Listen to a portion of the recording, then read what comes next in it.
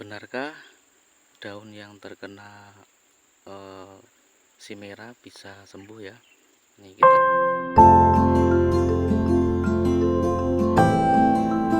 kita akan lihat ya teman-teman. Ini kelapa sawit sekarang ini usianya 12 bulan tanam. Nah, dahulu ini pernah saya liput ya, yaitu sekitar usia 6 bulanan, bahwa pohon ini mengalami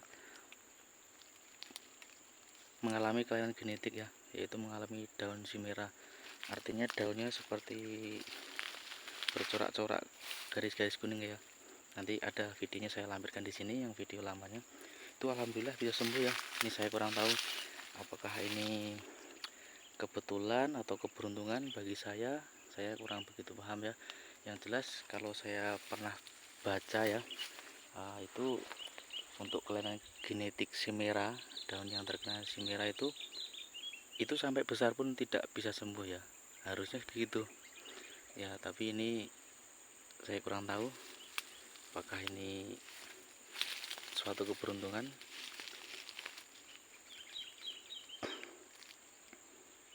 Coba kita lihat bekasnya ya, mana tahu masih ada yang dipelepah dulu saya liput juga di pokok sini. Kalau kita perhatikan daun,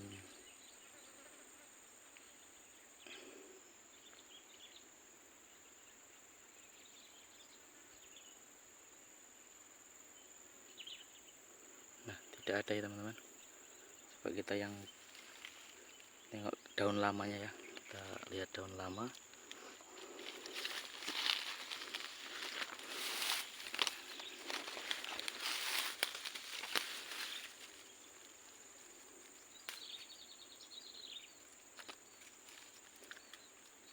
Ini juga tidak ada.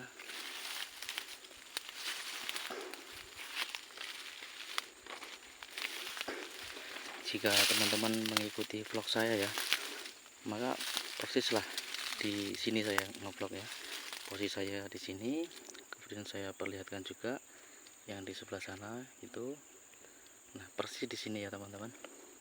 Itu pohon ini juga saya masih ingat benar yang mengalami simera ya daunnya. Kalau itu juga bukan ya.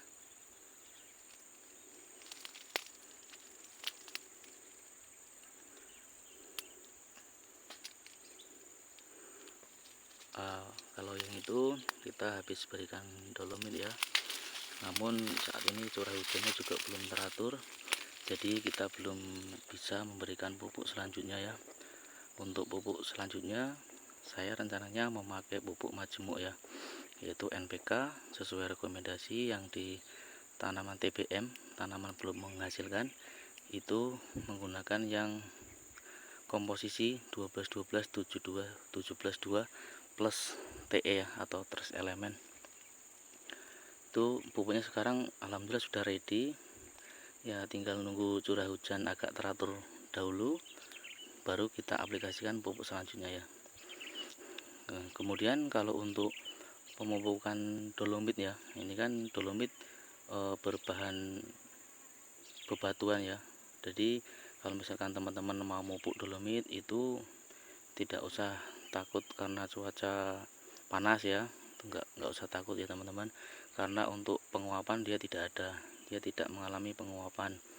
Namun tentu saja dia akan diserap tanaman, yaitu nunggu air hujan terlebih dahulu ya.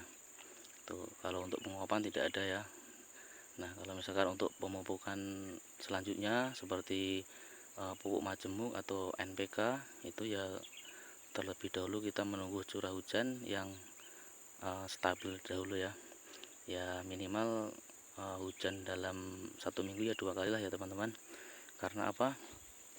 Kalau kita mengacu pada suatu petunjuknya ya, jika kita tabung di suatu bejana, itu hujan derasnya ya minimal kita mencapai 8 mili ya. Apabila sudah bejana kita sudah mencapai 8 mili, barulah kita boleh melakukan pemupukan. Nah, itu ya teman-teman.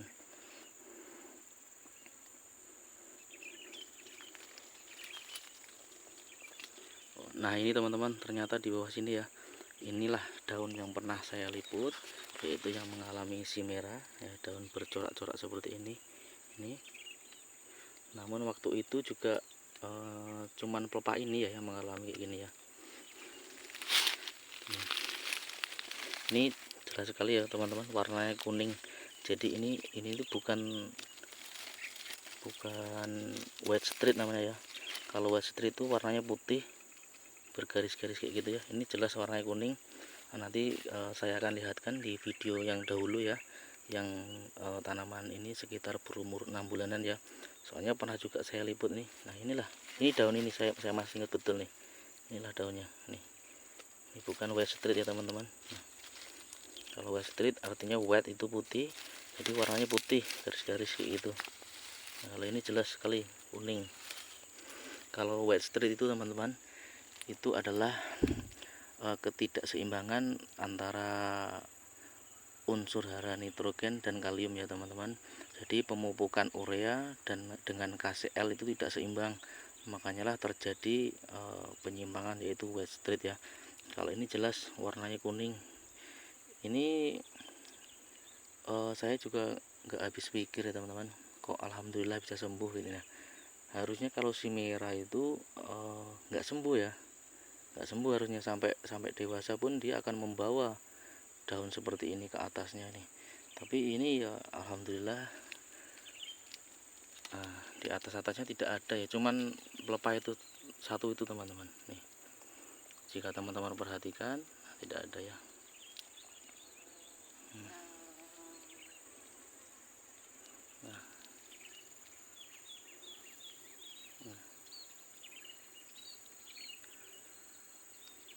Memang kalau biasanya sih nggak bisa sembuh teman-teman si merah itu ya. Itulah dulu aku sebenarnya dulu tuh mau saya saya ganti teman-teman, saya ganti. Nah berhubung waktu itu stok bibitnya udah pas ya, udah habis, udah kita terjunkan semua ini. Jadi ya mau nggak mau tetap kita rawat teman-teman, tetap kita pupuk, kita bersihkan juga piringannya nih teman-teman. Kalau untuk musim kemarau ya, musim kemarau tidak usah terlalu bersih ya teman-teman. Nah cukup di kayak gini, rumput-rumput kecil kayak gini nggak masalah ya. Ini buat menumpang akar kelapa sawit kita ya, biar tidak terlalu stres karena cuaca saat ini lagi ekstrim panas sampai mengalami El Nino ya teman-teman.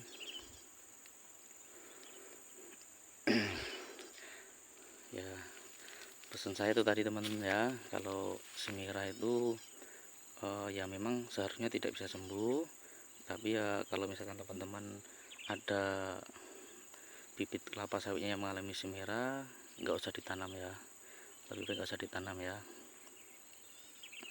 Nah ini berhubung dulu nggak ada penggantinya, jadi saya tanam, alhamdulillah sembuh, nggak ada nih daun-daun ke atasnya, nggak ada yang mengalami semira ya. Nah cuman satu pelepah tadi itu ya masih tersisa, masih bisa kita lihat, padahal itu udah saya liput sekitar 6 bulan yang lalu.